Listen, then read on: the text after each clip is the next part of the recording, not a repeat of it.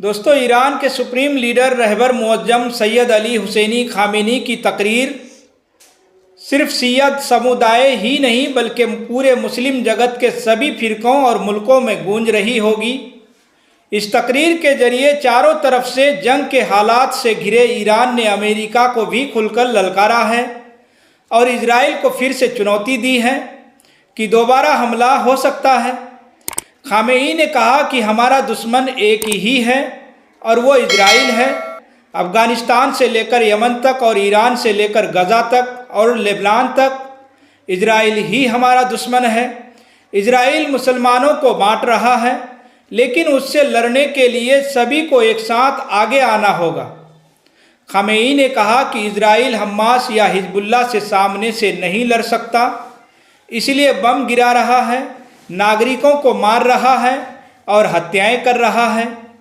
Tehran के इमाम Khamenei मुसल्ला में जमा लोगों का जुनून ये बता रहा है कि ईरान की जनता इजराइल से जंग के लिए तैयार है। मुसल्ला नमाज पढ़ने की जगह को कहते हैं।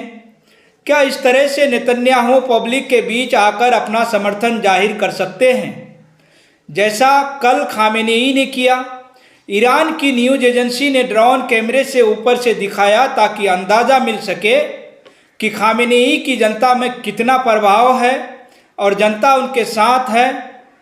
कल बहुत बड़ी संख्या में लोग नमाज के लिए आए थे। 5 साल में पहली बार खामेनी ने जुमे की नमाज में खुतबा दिया है।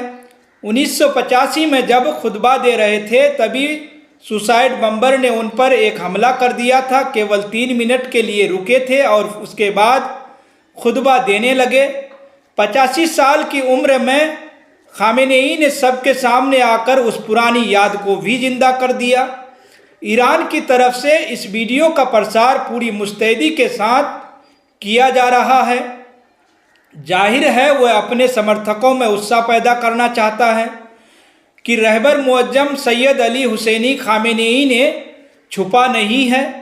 85 साल की उम्र में बाहर आकर खामेनी ने ये सब बता दिया कि जिनमें बताया जा रहा था कि इजराइल के हमले से बचने के लिए उन्हें सुरक्षित जगह पर छिपा दिया गया है।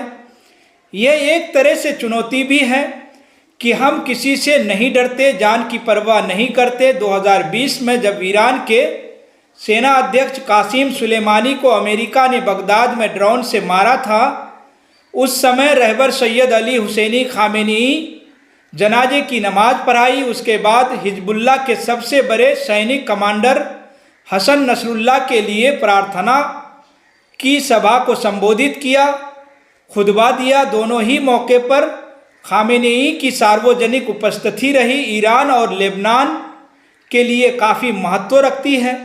1 अक्टूबर को ईरान ने इजराइल पर मिसाइल दागी। उसके बाद से ईरान शांत नजर आ रहा था, लेकिन कल ईरान के तेवर आक्रामक हो गए।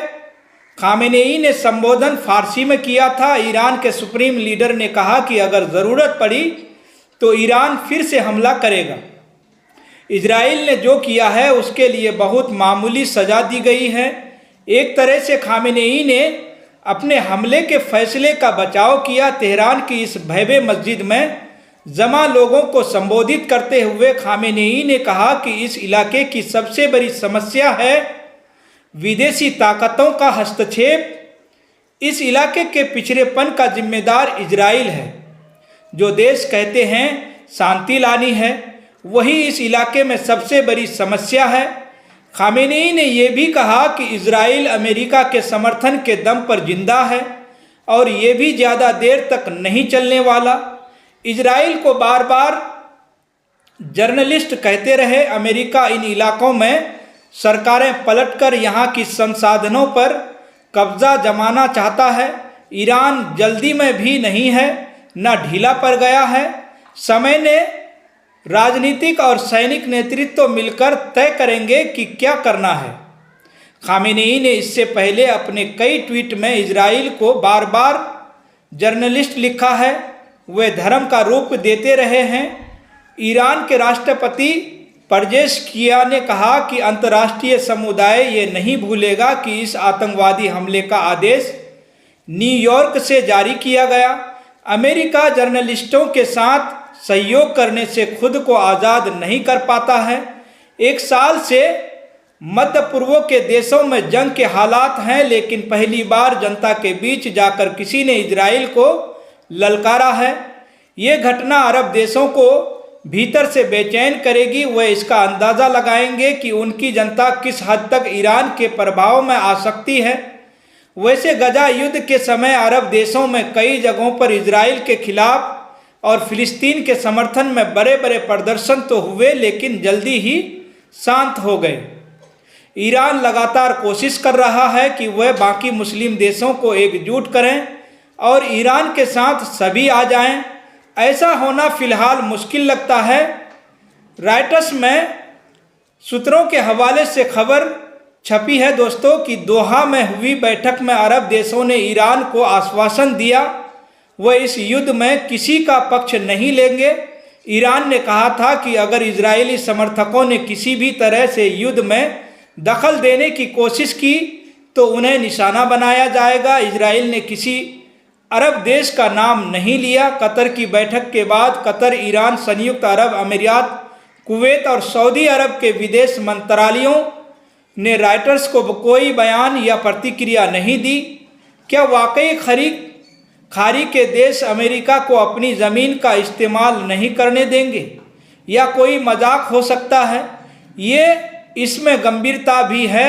खामेनेई ने संबोधन के बाद से इलाके में तनाव और तेवर गर्म हो जाएंगे। अभी इसी का अनुमान लगाया जा रहा है कि इजराइल क्या कदम उठाएगा। ईरान ने कह दिया ज़रूरत पड़ी तो दोबारा हमला होगा। उधर इजराइल ने ज़रूर गाज़ा और लेबनान में भयंकर बमबारी शुरू कर दी है, लेकिन ईरान की तरफ अपना रुख नहीं किया है।